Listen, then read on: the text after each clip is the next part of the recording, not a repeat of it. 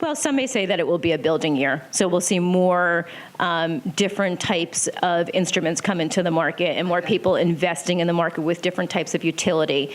We're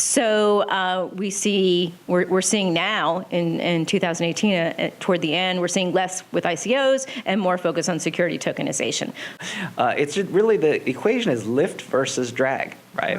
So economic lift is basically, people who are generating value, and economic drag are people that are essentially removing value, right? And so, I think right now the removers of value are winning, and so there's more drag than there is lift.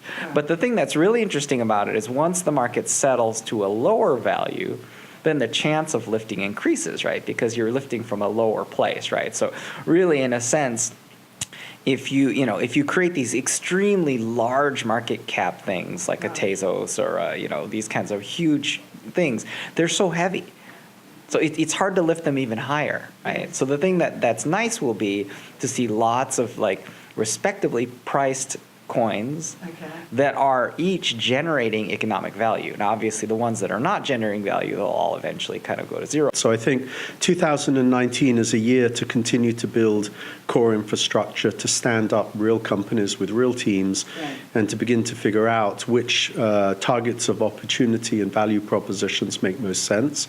And I think there'll be some obvious areas in payments and financial transactions, perhaps also in areas such as tokenization and securitization of investments, and there's some other areas that really will begin to get traction. And the reality is, if you bought something in a totally speculative way, maybe you're going to get crushed, maybe you deserve it. That's an unlucky situation.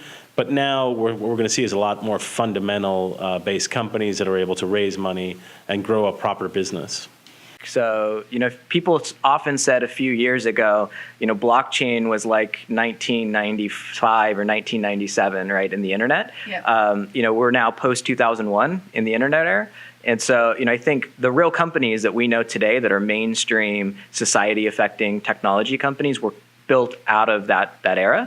And so I think a lot of the blockchain companies that are going to be materially impactful long-term businesses are being built right now. So I'm really bullish that you're going to see 2019 is a place where a lot of great companies are going to double down. I still think if you think about how many people are actually investing in blockchain, it's not mainstream yet. Right? And when you think about how difficult it is to invest in blockchain, it makes sense, right? So until we don't fix what that user experience is, you're only going to get this very small group of people that are going to be investing in it and whatnot. So there's, I think, a multitude of things that are going to enable blockchain and crypto to be more successful in the months and years to come. I don't think there's a whole lot of things to buy, for companies to acquire. And it's not because, aside from people, you do acqui-hires and stuff like that, but you're going to have a lot of, and I was just talking to a VC about this the other day.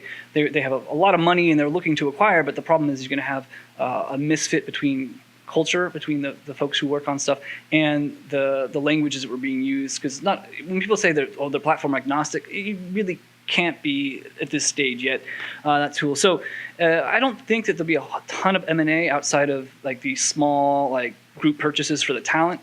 And I think that there's going to be a shift again. Since then, I think we're seeing companies, for example, like Securitize or Harbor, that are dealing with the tokenization of real assets. And it's interesting because there's a real economic benefit. Moving securities between accredited investors can sometimes be expensive, challenging, and there's, at least between limited partners and VC funds, there's something called illiquidity discounts.